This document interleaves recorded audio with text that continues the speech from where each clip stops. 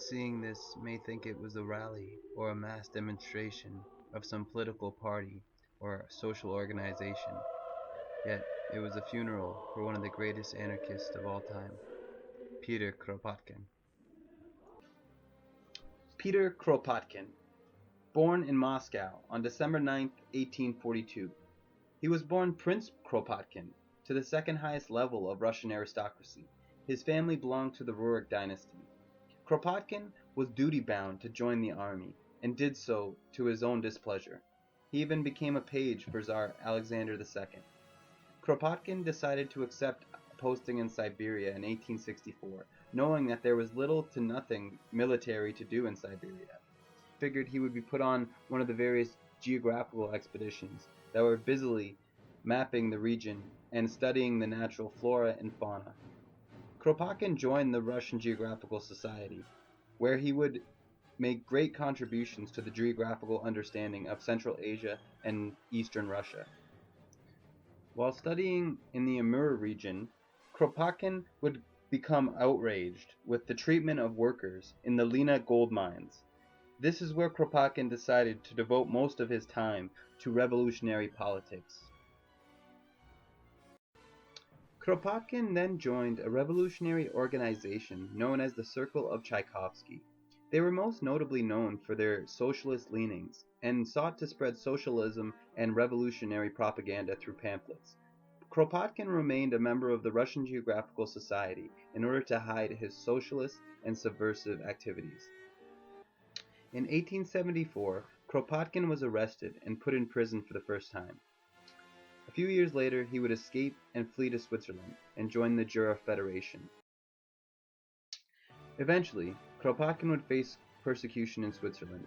As European governments sought to clamp down on socialistic activities, Kropotkin would have to flee, first to France, and then eventually to Britain.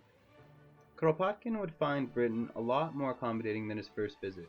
With the growth of new organizations seeking to spread socialism to the masses, he was finally able to stop running from persecution and start to formulate some of his grander ideas, which would then come forth in his great works, Mutual Aid and Conquest of Bread. In 1917, the February Revolution would allow Peter Kropotkin to finally return to a Russia he had not seen for over 30 years. He was increasingly excited with this revolution, and was finally a dream come to fruition. Yet following the October Revolution and the installation of the Bolsheviks, Peter Kropotkin claimed to a friend, "This buries the revolution," and he was increasingly disillusioned with how the state sought more and more control under communism. Kropotkin would state that the Bolsheviks showed exactly how the revolution was not to be made, and that was by authoritarian rather than libertarian principles.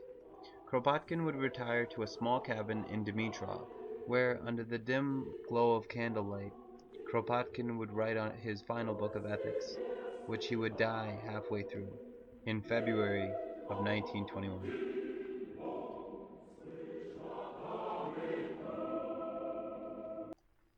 Kropotkin had been influenced by Bakunin, and he influenced many other anarchists, and his ideas of anarcho-communism were the first in his field, and he was the first to use science as a basis for his beliefs. Although Kropotkin was and is a very important figure in history, he is relatively unknown in the Western world. So what were these beliefs that Peter Kropotkin had held so deeply? What is anarcho-communism? What is anarchy?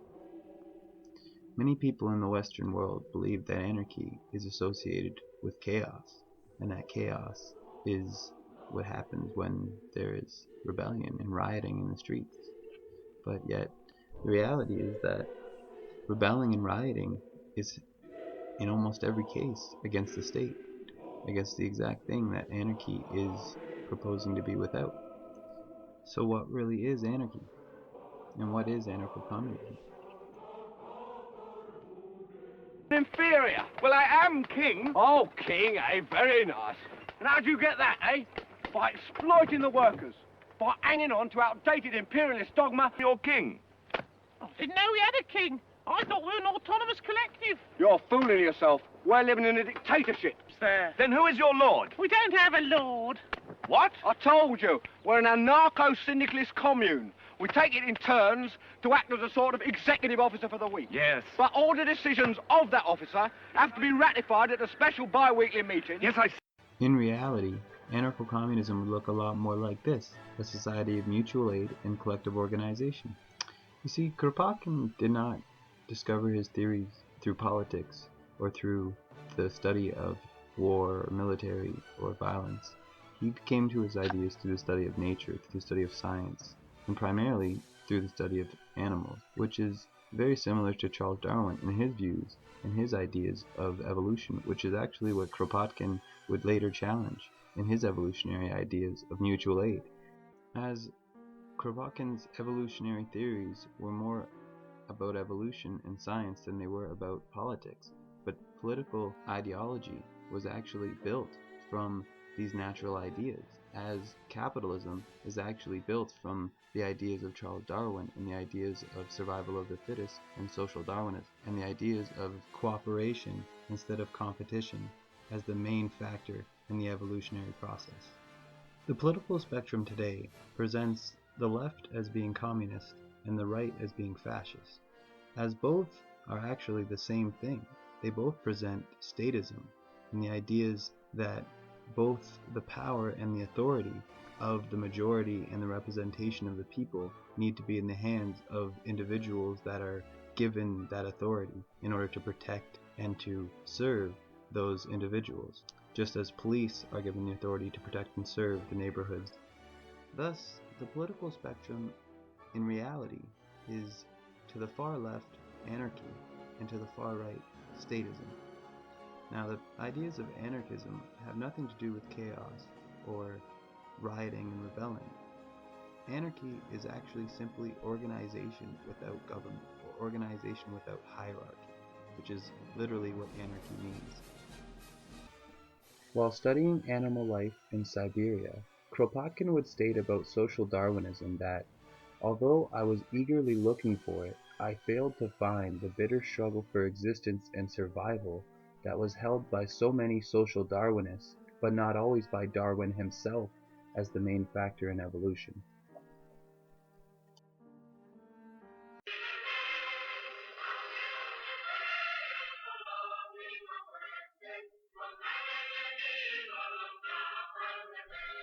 In Spain, during the Civil War of 1936, 3 million peasants and workers rallied under the banners of the anarchist organizations, the CNT and the FAI, to fight the fascist uprising in Barcelona. Spanish anarchists organized a whole system of production and distribution, substituting barter for money and shop committees instead of bosses or central committees. Anarchist militias went to fight at the front, with soldiers free to come and go as they pleased. Collectives established libraries, free schools, and cultural centers, often in former churches or villas of the wealthy. For 3 years, anarchism existed in Spain. The only thing that anarchists rebel or riot against is authority, or the misuse of authority, particularly by the state. Now, anarchy sees society as being able to exist without the state, and organization and mutual aid as being natural, and the state as being artificial and unnatural. Kropotkin believed that if mankind could simply be removed from the restraints and the controls of government, then they would mutually aid each other and function naturally through cooperative systems of evolutionary adaptation and collectivized society. Kropotkin had built many of his ideas from the study of ants and bees, and the way that they would use collective organization to essentially function as one unit, one organism. Mankind is essentially one organism, and any organism at war with itself is doomed. The ants and termites have renounced the Hobbesian war, and they are better for it.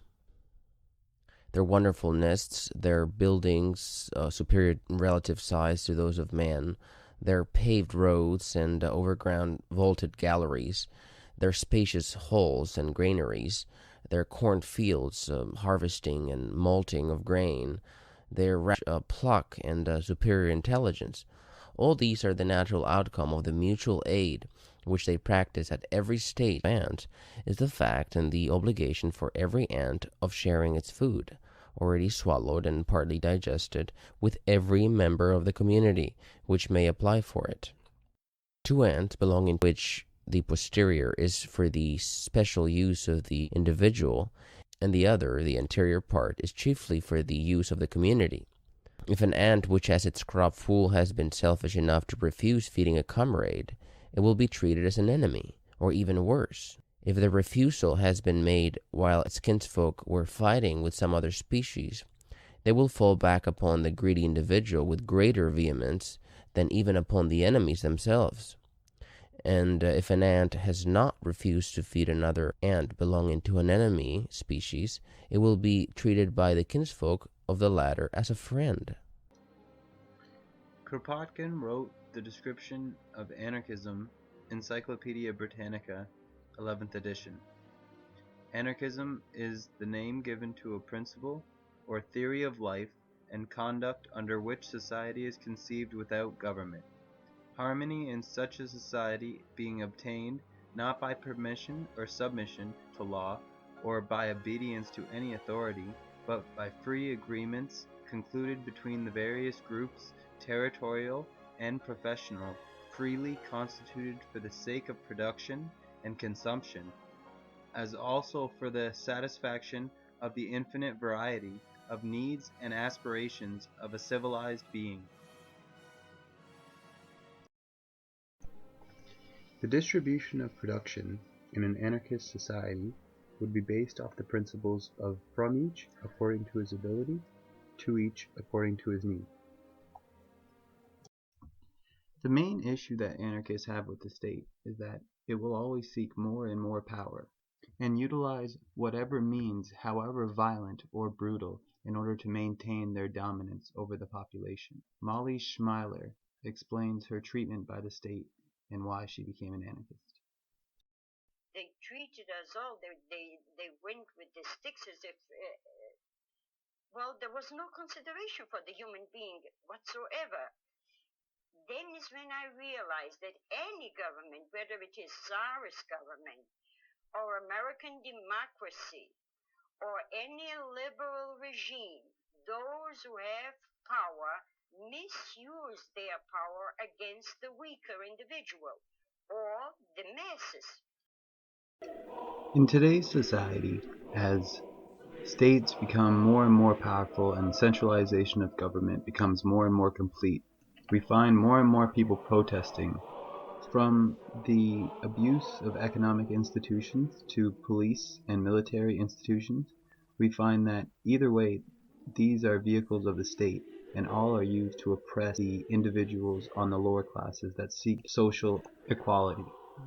Even if anarchism does not seem appealing to you, maybe you will start to question whether the state is actually necessary, and whether humankind can exist without the state.